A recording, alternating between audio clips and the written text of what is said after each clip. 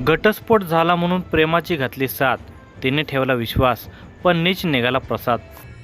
मोहात पडलेल्या आणि रागात असलेल्या मनुष्याची मती मारली जाते।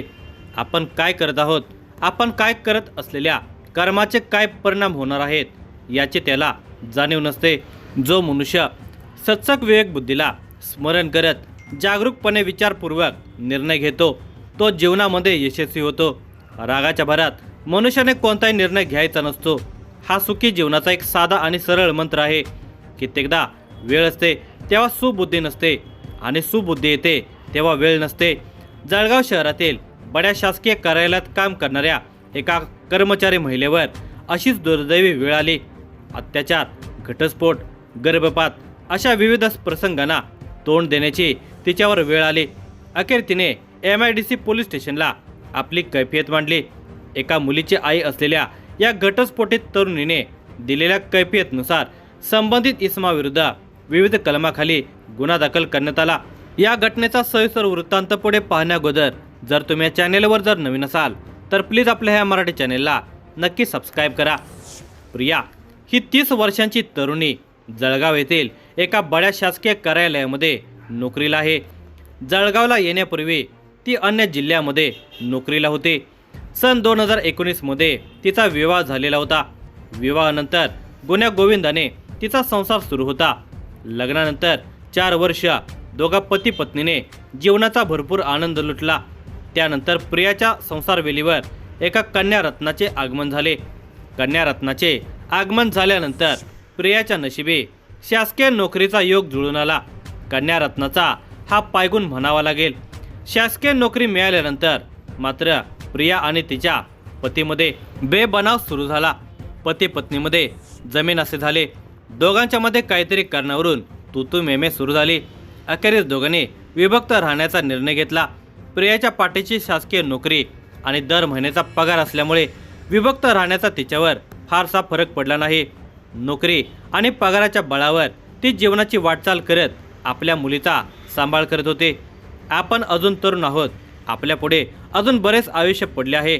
आपण नवीन जीवनसाथी शोधावा असा तिच्या मनामध्ये विचार येऊ लागला। नवीन जीवनसाथी मिळाला तर आपल्या मुलीला बापाचे छत्र मिळेल असा तिने मनाशी विचार केला। प्रत्येक स्त्रीला जीवनामध्ये एका पुरुषाची साथ गरजेची आणि महत्त्वाची असते। या विचारातून तिने ऑनलाईन मॅट्रिमोनियल साइट्स बघण्याचा सपाटा लावला। त्यातून डिसेंबर 2024 या कालावधीत तिला कोणत्या तरी मॅट्रिमोनियल साइट्सवर प्रसाद खंडेलवाल या तरुणाचे स्थळ आढळून आले। प्रसाद खंडेलवाल हा जळगावचा रहिवासी तरुण होता। किराणा दुकानदार असलेला प्रसाद हा घटस्फोटाच्या मार्गावर होता। त्यालाही एका जीवनसाथीची गरज होती। प्रिया आपल्या पतीपासून घटस्फोट घेण्याच्या मार्गावर होते, त्यामुळे ती विविध मॅट्रिमोनियल साइट्सवर संशोधन करत होते। त्यातूनच तिची एका मॅट्रिमोनियल साइट्सवर प्रसाद खंडेलवाल या तरुणासोबत ओळख झाली। दोघांचे फोनवर बोलणे झाले। दोघांनी एकमेकांना आपले मोबाईल क्रमांक आदान प्रदान केले। प्रसाद या तरुणाचे स्थळ प्रियाला योग्य वाटले। त्यातून दोघांचे संभाषण होत गेले। संभाषणातून दोघांच्यातील संपर्क आणि संपर्कातून सहवास वाढत गेला। डिसेंबर 2024चा तो काळ होता। या महिन्यामध्ये दोघांनी संत नगरी शेगाव येथील मंदिरामध्ये एकमेकांची प्रत्यक्ष भेट घेतली। दोघांनी आपापले विचार एकमेकांना आदान प्रदान केले। दोघांनी एकमेकांच्या आवडीनिवडी, छंद यांची माहिती करून घेतली। वेळोवेळी दोघांच्यामध्ये फोनवर बोलणे सुरू झाले। त्यानंतर दोघांनी नाशिकच्या त्र्यंबकेश्वर मंदिरात एकमेकांची भेट घेतली। यावेळी देवदर्शनानंतर दोघांनी नाशिकच्या एका हॉटेलमध्ये मुक्काम केला। या मुक्कामात दोघांच्यामध्ये शरीर संबंध प्रस्थापित झाले। लग्नाचे आमिष दाखवत प्रसादने आपल्या मर्जीविना शरीर संबंध केले असे प्रियाचे म्हणणे आहे। काही दिवसांनी प्रसादचा घटस्फोट झाला। घटस्फोटानंतर काही दिवसांनी प्रसादचा वाढदिवस आला। त्या दिवशी त्याने प्रियाला आपल्या घरी जळगावला बोलावल्यामुळे अन्य जिल्ह्यामध्ये नोकरी करणाऱ्या प्रियाने खानदेशातील जळगाव गाठले। तो तिला घेण्यासाठी रेल्वे स्टेशनवर गेला। ठरल्याप्रमाणे त्याने तिला आपल्या घरी नेणे अपेक्षित होते, मात्र तो तिला एका मंगल कार्यालयातील खोलीत घेऊन गेला। या ठिकाणी त्याने तिच्यासोबत शरीर संबंध प्रस्थापित केले। हे संबंधही आपल्या मर्जीशिवाय झाले असे प्रियाचे म्हणणे आहे। आपले विवस्त्र अवस्थेतील फोटो प्रसादने त्याच्या मोबाईलमध्ये काढले असल्याचेही प्रियाचे म्हणणे आहे. घरी वाढदिवस साजरा झाल्यानंतर प्रसादने प्रियासोबत पुन्हा शरीर संबंध प्रस्थापित केले. वेळोवेळी प्रसादने आपल्या मर्जीशिवाय आपल्यासोबत शरीर संबंध प्रस्थापित केले असे प्रियाचे म्हणणे आहे. प्रसादच्या सवयी न आवडल्याने एके दिवशी जळगावला आलेली प्रिया पुन्हा आपल्या नोकरीच्या गावी निघून गेली. प्रसादच्या आई वडिलांच्यासह त्याच्या बहिणीने तिला फोन करून तिच्या पतीपासून घटस्फोट घेण्याचा आग्रह धरला. प्रसादचा घटस्फोट झाला असून तू देखील तुझ्या पतीपासून घटस्फोट घे, म्हणजे तुमच्या दोघांचा लग्नाचा मार्ग मोकळा होईल असे तिला सांगण्यात आले. न्यायालयीन प्रक्रिया पूर्ण करत पहिल्या पतीपासून प्रिया पूर्णपणे अलिप्त झाली.